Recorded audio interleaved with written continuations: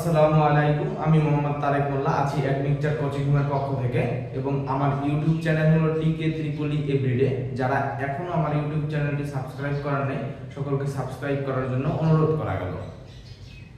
তো আজকে আমি হাজির হয়েছি মূলত বেসিক ইলেকট্রনিক্সের খুবই গুরুত্বপূর্ণ একটা টপিক, সেটা হলো ট্রানজিস্টর সংযোগ পদ্ধতি, মানে ট্রানজিস্টর কানেকশন সিস্টেম। গত ভিডিওতে কিন্তু আমরা ট্রানজিস্টর সম্পর্কে খুঁটিনাটি নারী পুরুষ তত্ত্ব থেকে জানছিলাম। তো আজকে মূলত ট্রানজিস্টরের সংযোগ পদ্ধতিটা আমরা একটু আলোচনা করব। ট্রানজিস্টর সংযোগ পদ্ধতি অর্থাৎ ট্রানজিস্টরকে কয়ভাবে সংযোগ করা যায়।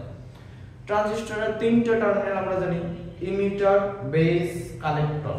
এই ইমিটারে একবার কমন নিয়া, তারপরে বেস দিয়ে একবার কমন নিয়া এবং কালেক্টরে একবার কমন নিয়া, এই তিন ভাবে ট্রানজিস্টর সংযোগ করা যায়। ইমিটারে কমন নিলে কমন ইমিটার, বেসে কমন নিলে কমন বেস এবং কালেক্টরে কমন নিলে কমন কালেক্টর। তো আমরা এই ট্রানজিস্টর সংযোগ পদ্ধতি বলতে পারি মূলত তিনটা। এক নাম্বার হলো কমন ইমিটার,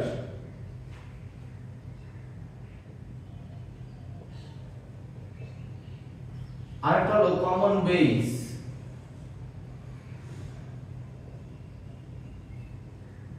আরেকটা হলো কমন কালেক্টর।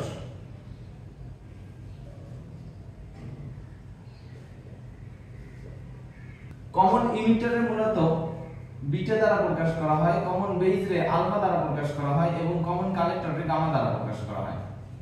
তো আজকে আমরা প্রত্যেকটা ট্রানজিস্টর সংযোগ পদ্ধতি আলাদা আলাদাভাবে দেখব। সর্বপ্রথম আমরা দেখব কমন বেস। এখন এই যে কমন বেস, কমন ইমিটার এবং কমন কালেক্টর, এই ক্ষেত্রে আমাদের যে রুলস গুলো ফলো করতে হবে, আমরা জানি বলতে পারি রুলস হলো বেস কখনো আউটপুট হবে না, কালেক্টর কখনো ইনপুট হবে না, ইমিটার সবসময় ফরওয়ার্ড আর কালেক্টর সবসময় রিভার্স। এই চারটা নিয়ম যদি আপনি মনে রাখতে পারেন তাহলে ট্রানজিস্টর আসলে সঠিকভাবে সংযোগ করতে পারবেন। নয়তো পারবেন কিন্তু এক দুই দুবারের জন্য, আজীবনের জন্য মনে রাখতে পারবেন এমন কোনো টেকনিক নেই। যদি এই চারটা রুলস যদি মনে রাখতে পারেন তাহলে আপনি 100% আজীবনের জন্য ট্রানজিস্টর সংযোগ পদ্ধতিটা মনে রাখতে পারবেন।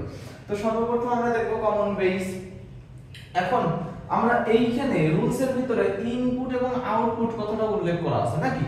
ইনপুট এবং আউটপুট কোনটা সবসময় মনে রাখবেন। ট্রানজিস্টর যখন সংযোগ করব তখন এই যে বাম সাইডটা, এই যে হাতের যে আমার বাম সাইড, লেফট হ্যান্ড সাইডটা, যে ওই জিনিসটা মূলত আমরা বলতে পারি ইনপুট, আর ডান সাইড যেটা, রাইট হ্যান্ড সাইড যেটা, ওই সাইডটা হলো আউটপুট। যেমন আমরা কমন বেস দেখলেই আমরা বুঝবো। কিছু কিছু রুলস মনে রাখতে হবে। বেস যেহেতু কমন, তার মানে ট্রানজিস্টরের বেস রে আমার নিচের দিকে রাখতে হবে। ট্রানজিস্টরের বেস রে আমার নিচের দিকে রাখতে হবে। দেখেন বেস তো মাঝখানে থাকে, আমরা জানি বেস রে আমরা নিচের দিকে রাখলাম। এখন আমরা বলছিলাম এই বেস কমন, যারাই কমন নিব তারাই নিচের দিকে রাখতে হবে। বেস যেহেতু কমন, বেস রে আমরা নিচের দিকে রাখলাম। আর বাকি রইল কি?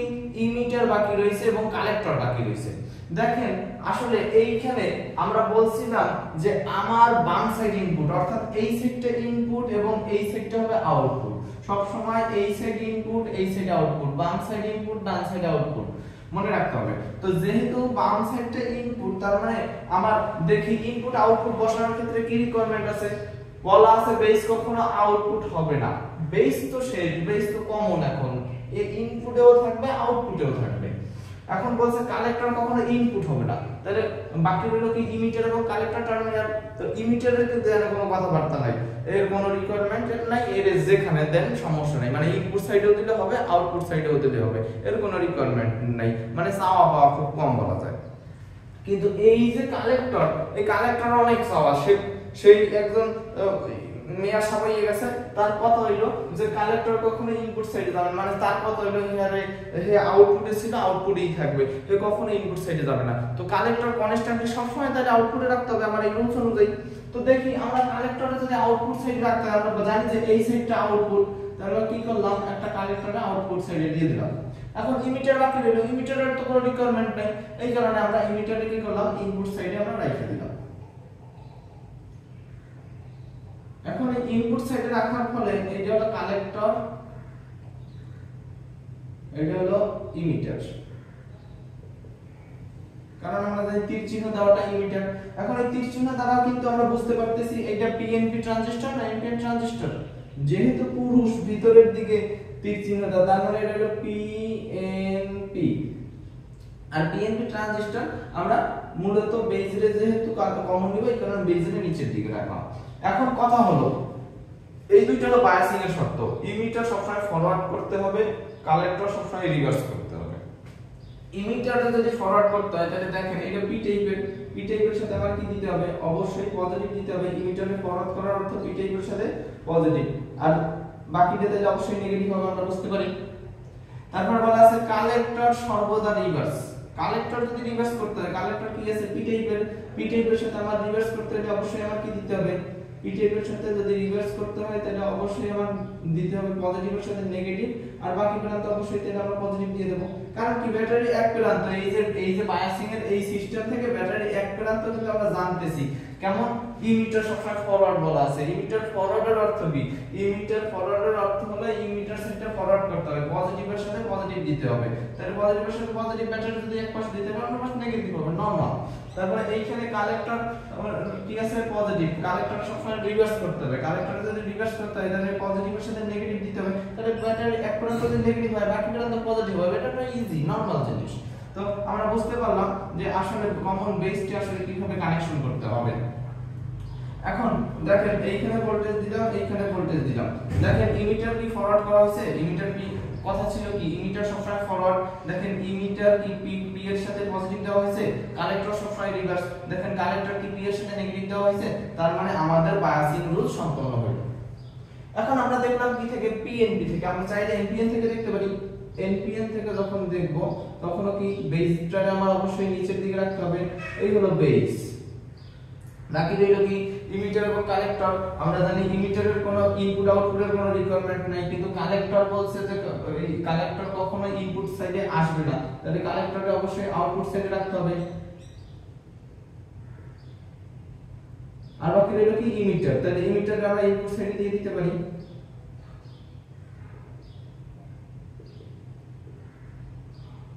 ক্লিয়ার? তাহলে আমাদের এখন আসি বায়াসিং রুলস। বায়াসিং রুলস অনুযায়ী এখন এইটা যেহেতু তীর চিহ্ন বাইরের দিকে, তার মানে এটা হলো এনপিএন ট্রানজিস্টর। যেহেতু এনপিএন ট্রানজিস্টর সেক্ষেত্রে আমাদের কি হবে, ইমিটার সবসময় ফরওয়ার্ড হবে। যে ট্রানজিস্টরই হোক বায়াসিং শর্ত হলো ইমিটার সবসময় ফরওয়ার্ড বায়াস। ইমিটারে যদি ফরওয়ার্ড করতে হয় তার মানে আমার ইমিটারের সাথে নেগেটিভ টাইপের, নেগেটিভটা যদি ফরওয়ার্ড করতে হয় তার মানে নেগেটিভ দিতে হবে, তাহলে ব্যাটারির বাকি প্রান্ত পজিটিভ। আর এইখানে কালেক্টর সবসময় রিভার্স বলা আছে। কালেক্টর আমার কি আছে, কালেক্টর নেগেটিভ টাইপের আছে, ওটা যদি রিভার্স করতে হয় তাহলে অবশ্যই আমার কি করতে হবে, নেগেটিভের সাথে পজিটিভ দিতে হবে, তাহলে ব্যাটারির বাকি প্রান্ত নেগেটিভ। এই হলো আমাদের মূলত বায়াসিং সিস্টেম। এটা কি কমন বেস বায়াসিং সিস্টেম। একটা জিনিস মনে রাখবেন যে কমন বেস বলেন, কমন ইমিটার বলেন, কমন কালেক্টর বলেন, common base, common emitter, common collector প্রত্যেকটা নির্ণয় করার ফর্মুলা হলো, কমন বেসকে আমরা জানি আলফা দ্বারা প্রকাশ করা হয়। প্রত্যেকটা নির্ণয়ের ফর্মুলা হলো output current divided by input current. এখন আমরা দেখি আসলে আউটপুট সাইডে এখানে কি আছে। বেস দেখেন, বেসে যদি দেখি এই বেস কিন্তু আমার এই ইনপুট সাইডের সাথেও রয়েছে আর আউটপুট সাইডের সাথেও রয়েছে নাকি। তাহলে বেস তো এখানে কমন দেখি। কমন কেন বলছি, কমন বলছি কারণ এই যে দেখেন বেস হলো এই সাইডেও আছে এই সাইডেও আছে না, নষ্ট স্বভাবের মানে দুই নৌকায় পা হলো নাকি। এই বেস কিন্তু দুই নৌকায় পা দিছে। কেমন এর সাথেও আছে, দেখেন এই যে ইলাস্ট্রিক এর সাথেও আছে, এর সাথেও আছে। এই যে কমন হেই নষ্ট এক প্রকার বলা যায়। কারণ কি কমন বলতে কি এর কমন নেওয়া হয়েছে কোন সাইডে, ইনপুটের সাইডে আউটপুট সাইডের সাইডে, কমন সবার সাথে যায় আর কি।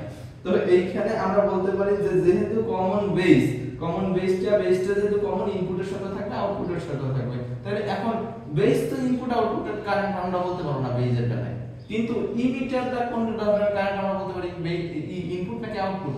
দেখেন ইনপুট সাইডে কিন্তু একমাত্র ইমিটারই আছে, তারপরে আউটপুট সাইডে কিন্তু একমাত্র কালেক্টরই আছে। এখন আলফা বলেন, বিটা বলেন, গামা বলেন, প্রত্যেকটা নির্ণয়ের ফর্মুলা হলো output current divided by input current. Output current divided by input current. তাহলে আউটপুট কারেন্ট এখানে আমরা বলতে পারি অবশ্যই ইমিটার কারেন্টটা হলো ইনপুট আর কালেক্টরটা হলো আউটপুট। তাহলে আউটপুট কারেন্ট হিসেবে আমরা বলতে পারি আইসি মানে হলো collector current divided by input current হিসেবে বলতে পারি আইই মানে হলো ইমিটার কারেন্ট। ক্লিয়ার? তাহলে আলফা ইকুয়াল টু আমরা বলতে পারি হলো আইসি ডিভাইডেড বাই হলো আইই। যদি আমরা এর সংজ্ঞা যদি দিতে যাই বা এর যদি একটু আলোচনা দিতে যাই তাহলে আমরা বলবো বেসকে কমন নিয়ে ইনপুট ও আউটপুট উভয়ের সাথে বায়াসিং করার পদ্ধতিকে কমন বেস পদ্ধতি বলে। এটাকে আলফা দ্বারা প্রকাশ করা হয়। Alpha is equal to I out divided by I in is equal to output current বলতে কালেক্টর কারেন্ট এবং ইনপুট কারেন্ট বলতে ইমিটার কারেন্ট, তাহলে IC divided by I E. তো এই অর্থে আমরা আলফা ইজ ইকুয়াল টু বলতে পারি IC divided by I E. এখন কমন বেস দেখলাম, এখন বুঝবো কমন ইমিটার। কমন ইমিটার আমরা কমন ইমিটার বলতে আমরা কি বুঝতে পারতেছি? অবশ্যই কারে কমন নিব? কমন ইমিটার বলতে আমরা অবশ্যই ইমিটারে কমন নিব। আমরা জানি যাকে কমন নিব তাকে আমরা মাঝখানে রাখবো, তাহলে আমরা একটা ট্রানজিস্টর নিলাম, ইমিটারে আমরা মাঝখানে রাখলাম, এই যে ইমিটারের মাঝখানে রাখছি। এখন বাকি রইল ইমিটারে যেহেতু নিয়ে গেছি তার মানে বেস এবং কালেক্টর আছে। এখন এইখানে মেয়া সাব এটা বেস কি বলছে? বেস কখনো আউটপুট সাইডে যাবে না, তাহলে বেস দিয়ে আমার 100% ইনপুট সাইড রাখতে হবে, এই হলো ইনপুট সাইড নাকি? আর কালেক্টর কখনো ইনপুট হবে না, তাহলে কালেক্টরে আমরা আউটপুট সাইডে রাখা লাগবে, এই হলো কালেক্টর। তাহলে আমরা এটা বলতে পারি ইমিটার, এইটা হলো বেস, এইটা হলো কালেক্টর। এখন যেহেতু তীর চিহ্ন ভিতরের দিকে তার মানে এটা পিএনপি ট্রানজিস্টর। তাহলে আমরা এখন আসি বায়াসিং এর সিস্টেমে। এই বায়াসিং গুলো সহজ, যেমন কমন ইমিটার, কমন কালেক্টর, এই বায়াসিং গুলো সহজ। কারণ কি ইমিটারে কমন নেওয়ার পর আমরা জানি বায়াসিং রিকোয়ারমেন্টে ইমিটারের কথা আছে যে ইমিটার সবসময় ফরওয়ার্ড হবে। তাহলে ইমিটার যদি পি টাইপের ফরওয়ার্ড যদি করতে হয় তাহলে ইনপুটের সাইডেও ইমিটার থাকবে, আউটপুট সাইডেও ইমিটার থাকবে, তাহলে দুই সাইডে গেলে ফরওয়ার্ড করতে হবে, অর্থাৎ পজিটিভের সাথে পজিটিভ টার্মিনাল আমার দিতে হবে। তাহলে বাকি প্রান্ত কি থাকে? যে বাকি যে প্রান্তটা থাকতেছে ওইটা অবশ্যই আমরা ব্যাটারি নেগেটিভ দিয়ে দিতে পারি, এখানে বাকি যে প্রান্ত আছে ওইটা অবশ্যই আমরা ব্যাটারি নেগেটিভ দিয়ে দিতে পারি। এই হলো মূলত এইটার বায়াসিং শেষ। তাহলে আমরা বলতে পারি এটা হলো আরএল। এটার বায়াসিং কতটা ইজি দেখছেন? আমরা জানি ইমিটার সবসময় ফরওয়ার্ড, ইমিটারের কমন নিছি, এই ইনপুটেও থাকবে আউটপুটেও থাকবে, তাহলে দুই সাইডে এর ফরওয়ার্ড করতে হবে। এই কারণে পির সাথে আমরা দুই সাইডে পজিটিভ দিয়েছি, বাকি প্রান্ত টাইনে আমরা নেগেটিভ দিয়ে দিলাম। এর থেকে সহজ জিনিস হয়? আচ্ছা, আমরা বিএনপি থেকে দেখলাম। এই জিনিসটা যদি আমরা এনপিএন থেকে দেখি, এনপিএন থেকে যদি দেখি তাহলে তীর চিহ্নটা জাস্ট বাহিরের দিকে থাকবে, আর এইখানে থাকবে ইমিটার, এটা হলো বেস, এটা হলো কালেক্টর। আমরা জানি যেহেতু তীর চিহ্ন বাহিরের দিকে থাকলে এটা হবে এনপিএন। তো সেই ক্ষেত্রে আমরা ইমিটার সবসময় ফরওয়ার্ড করতে হলে আমরা দুই সাইডে নেগেটিভের সাথে নেগেটিভ দিতে হবে, আর বাকি প্রান্ত অবশ্যই আমরা কি করতে হবে? পজিটিভ করতে হবে। এত ইজি বিষয় বা নরমাল বিষয় যদি না মনে রাখতে পারেন তাইলে আসলে আপনাদের ব্যর্থতা। ঠিক আছে? আচ্ছা, এখন আমাদের এইটাকে আমরা বলতে পারি যে ইমিটারকে কমন নিয়ে ইনপুট ও আউটপুট উভয়ের সাথে সংযোগ করার পদ্ধতি হলো কমন ইমিটার পদ্ধতি। এই যে ওই দায়িত্বটা কে পালন করছে? মানে দুই নৌকায় পা দেওয়ার দায়িত্বটা কিন্তু ইমিটার পালন করছে নাকি? তাহলে এই নৌকায়ও আছে, এই নৌকায়ও আছে, মানে ইমিটার ইনপুটেও আছে আউটপুটেও আছে, এই কারণে এটা হলো কমন ইমিটার। তাহলে কমন ইমিটার আমরা বলতে পারি যে ইমিটারকে কমনলি ইনপুট এবং আউটপুট উভয়ের সাথে সংযোগ করার পদ্ধতিকে কমন ইমিটার পদ্ধতি বলে। এটাকে আমরা বিটা দ্বারা প্রকাশ করছি। বিটা নির্ণয়ের ফর্মুলা কিন্তু output divided by input. Beta is equal to কি? I out divided by I in. এখন আউটপুট কারেন্টে কি আছে? আউটপুট কারেন্ট কিন্তু এখন কালেক্টর আছে। তাহলে কালেক্টর হিসেবে আউটপুট কারেন্ট হিসেবে কালেক্টর আইসি কারেন্ট দিতে পারি। আর ইনপুট হিসেবে কিন্তু এখন কিন্তু ইনপুট সাইডে আছে শুধুমাত্র বেস। তো বেসের যদি ইনপুট ধরি তাহলে আমরা জাস্ট আই এর জায়গায় আইবি দিয়ে দিতে পারি। তাহলে আমরা কিন্তু এখানে বিটা ইজ ইকুয়াল টু বলতে পারি আইসি ডিভাইডেড বাই হলো আইবি। দেখছেন কতটা ইজি? এখন আমরা দেখব কমন ইমিটার, কমন বেস এবং লাস্ট দেখব আমরা কমন কালেক্টর। তো এখন কমন নিতে হবে কারে? কমন নিতে হবে কালেক্টরে, অর্থাৎ আমরা কালেক্টরটা আমরা নিচের দিকে রাখবো নাকি? তাহলে আমরা বলতে পারি কমন কালেক্টর। কমন কালেক্টরকে আমরা গামা দ্বারা প্রকাশ করি। এখন যেহেতু কালেক্টরকে আমরা কমন নিব এই কারণে আমরা কালেক্টরে কোথায় রাখলাম? নিচের দিকে রাখলাম। এটা হলো কালেক্টর। এখন বাকি রইল কি? Base emitter. এখন দেখি কি আরেকটা রিকোয়ারমেন্ট আছে, বেস কখনো আউটপুট সাইডে হবে না, তাহলে বেসে অবশ্যই আমার ইনপুট সাইডে রাখতে হবে। বেস কখনো আউটপুট হবে না, তার মানে বেসের ইনপুট সাইডে রাখতে হবে। আর ইমিটারের কোনো রিকোয়ারমেন্ট নেই, এই কারণে আমরা ইমিটারে কি করতে পারি? আমরা আউটপুট সাইডে রাখতে পারি। তাহলে ইমিটার, বেস, কালেক্টর। এটা হলো পিএনপি এর ক্ষেত্রে। যদি এনপিএন এর ক্ষেত্রে দেখি তাহলে চিত্রটা আসবে এমন: collector, emitter, base, collector, base, emitter. এখন এইটা তীর চিহ্ন যেহেতু ভিতরের দিকে তার মানে এটা হলো পিএনপি, আর এইটা তীর চিহ্ন যেহেতু বাইরের দিকে তার মানে এটা হলো এনপিএন। এখন কানেকশন সিস্টেমে দেখেন কালেক্টর যেহেতু কমন, কালেক্টর বলা আছে কালেক্টর সবসময় রিভার্স হবে। কালেক্টরটা আমার ইনপুটে সংযোগ করি বা আউটপুটে সংযোগ করি, সব জায়গায় রিভার্স করতে হবে। তো এইখানে কালেক্টর যেহেতু পি টাইপের, তাহলে পজিটিভের সাথে আমরা রিভার্স করতে হলে নেগেটিভ দিয়ে দেব। তো এক প্রান্ত যদি পাইয়ে যাই, বাকি প্রান্ত অবশ্যই আমরা কিন্তু নরমালি বুঝতেছি যে বাকি প্রান্ত অবশ্যই কি হবে, পজিটিভ হবে। এইখানে এক প্রান্ত পাইয়ে গেছি, তাহলে বাকি প্রান্ত অবশ্যই আমার কি আসবে, নেগেটিভ পাইছি, তার মানে বাকি প্রান্ত পজিটিভ আসবে। দেখেন কত ইজি না। এইখানে কি আসবে, কালেক্টর সবসময় রিভার্স, কালেক্টর কিন্তু এখানে এন টাইপের বা নেগেটিভ টাইপের, তাহলে নেগেটিভের যদি আমার রিভার্স করতে হয় তাহলে অবশ্যই পজিটিভ দিতে হবে। তাহলে ব্যাটারি এক প্রান্ত যদি আমরা পাইয়ে যাই তাহলে অন্য প্রান্ত কি আসবে, অবশ্যই নেগেটিভ আসবে। ব্যাটারি এক প্রান্ত পাইয়ে যাওয়ার পর অন্য প্রান্ত অবশ্যই কি আসবে, নেগেটিভ আসবে। দেখেন কতটা ইজি আসলে। এখন আমাদের এইটা নির্ণয়ের ফর্মুলা হলো গামা। আমরা বলতে পারি দেখেন এইখানে নৌকার দুই নৌকায় পাড়া দিছে কি, কালেক্টর। তাহলে আমরা কালেক্টরে বলতে পারি যে কালেক্টরকে কমন নিয়ে ইনপুট ও আউটপুট উভয়ের সাথে সংযোগ করার পদ্ধতিকে কমন কালেক্টর পদ্ধতি বলে। এটাকে গামা দ্বারা প্রকাশ করা হয়। তাহলে আমরা বলতে পারি gamma is equal to output current divided by input current. এখন বলেন তো এখানে আউটপুট কারেন্ট কি আর ইনপুট কারেন্ট কি? এখানে কিন্তু আমার আউটপুট কারেন্ট আছে ইমিটার কারেন্ট, আর ইনপুট কিন্তু আছে বেস কারেন্ট। তাহলে output divided by input, output বলতে আমরা বলতে পারি আইই, আর ইনপুট বলতে আমরা বলতে পারি আইবি। তাহলে gamma is equal to IE divided by হলো আইবি। তো এইভাবে আমরা ট্রানজিস্টর সংযোগ পদ্ধতিটা খুব ইজিলি ভাবে করতে পারি। তো আজকের জন্য এই পর্যন্ত, সময় দিয়ে সাহায্য করার জন্য ধন্যবাদ। আগামীতে আবার দেখা হবে কোনো একটা নতুন ভিডিও নিয়ে। আল্লাহ হাফেজ।